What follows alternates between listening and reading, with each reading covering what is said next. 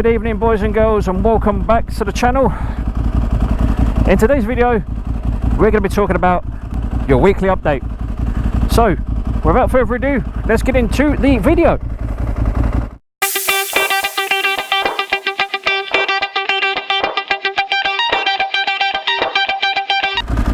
So where can we begin? As you probably saw at the beginning of the video, some twat decided to pull out in front of me without indicating, which is always really appreciated at this time of the evening when it's fucking pitch black. With that being said, I've hit another milestone. Thank you to all my new subscribers. Thank you for all the returning subscribers.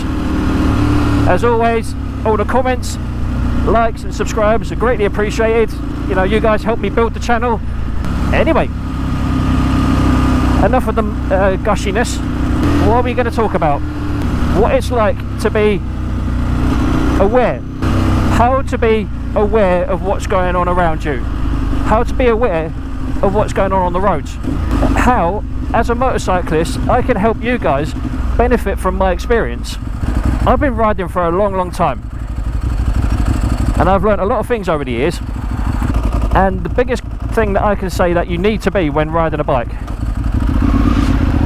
you need to be vigilant. You need to have your eyes and ears open at all times.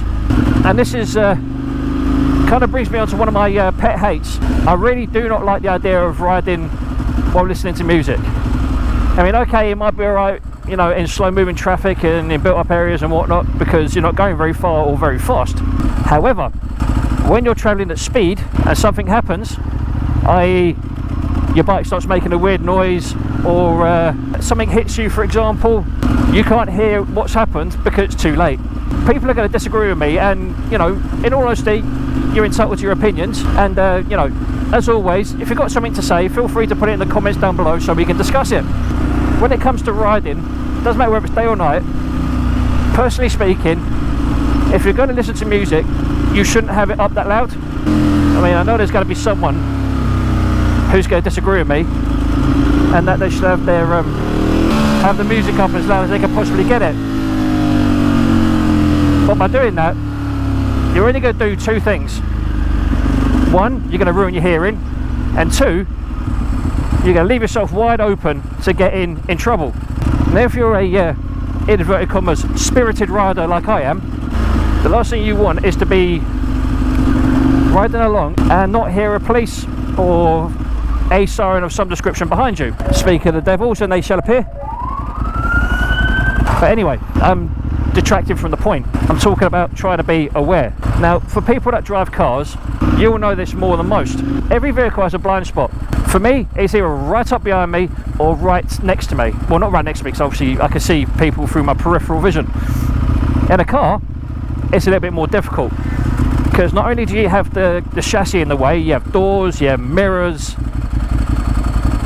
And let's face it, car drivers in some instances are not the most, you know, brightest of people. And I mean that in the nicest possible way, but there is always someone who claims they can't see a motorcycle.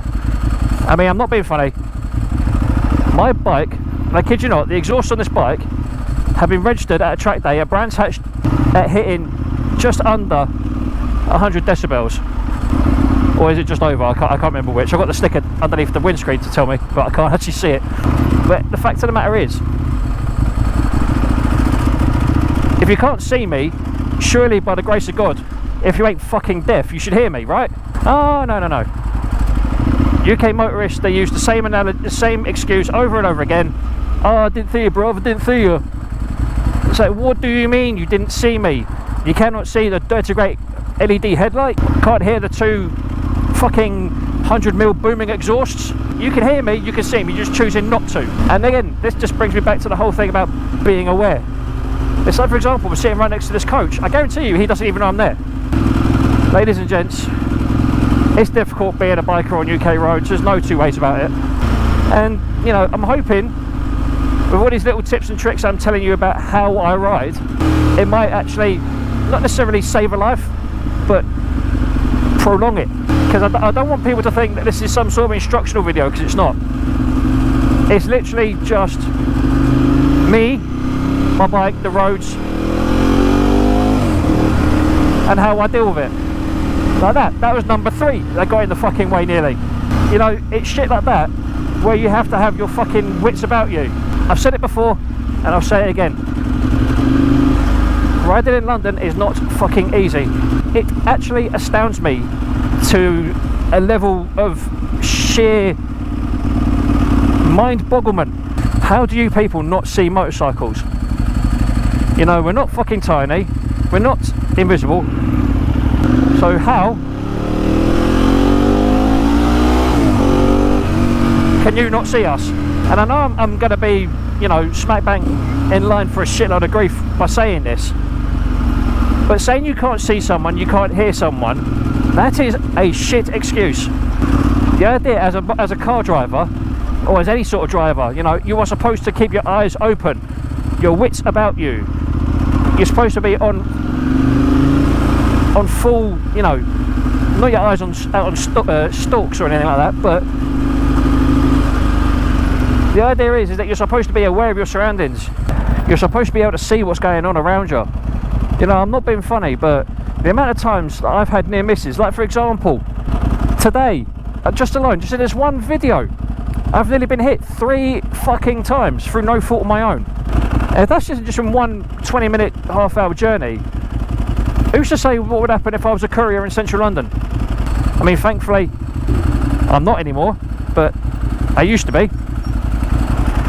So I know exactly how fucking dangerous it is. But on a happier note, you'll be pleased to know, as well as the subscriber count improving, and the viewer count improving, or the view time improving, sorry, there's going to be a period of time, probably about a week or 2, when the bike's going to be off the road, because I'm having the front end looked at. So come next season, the bike is ready to face some track duty, because I really want to see what this bike is capable of. You know, it's alright riding around the streets of London in terms of getting the most out of the bike, and I think a lot of Ducati owners in particular will agree with this, that to get the most out of this sort of bike I really need to take it to the track. But yeah, the idea is to hopefully get her prepped for track duty next year. If I'm lucky enough to have a second bike by midsummer, all good. If I don't, then I don't. I'm going to have to make the most of what I've got. I'm not being funny, guys and girls, but I'm going to be completely honest. Riding in the UK, whether you are riding on London streets, whether you are riding on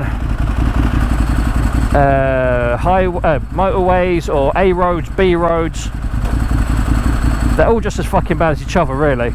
You know, I mean, some places, well, some places in the UK, the roads are lovely, and don't get me wrong, there's a couple of roads that I know of that, yes, are bumpy in places, but 99% of the time they're amazing. But I kid you not, some of the roads are absolutely fucking atrocious, absolutely disgusting. On an equally happy-ish kind of note, at least it's not fucking raining.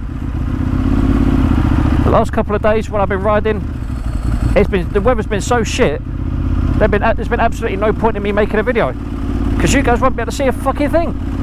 Thankfully, today is a different story.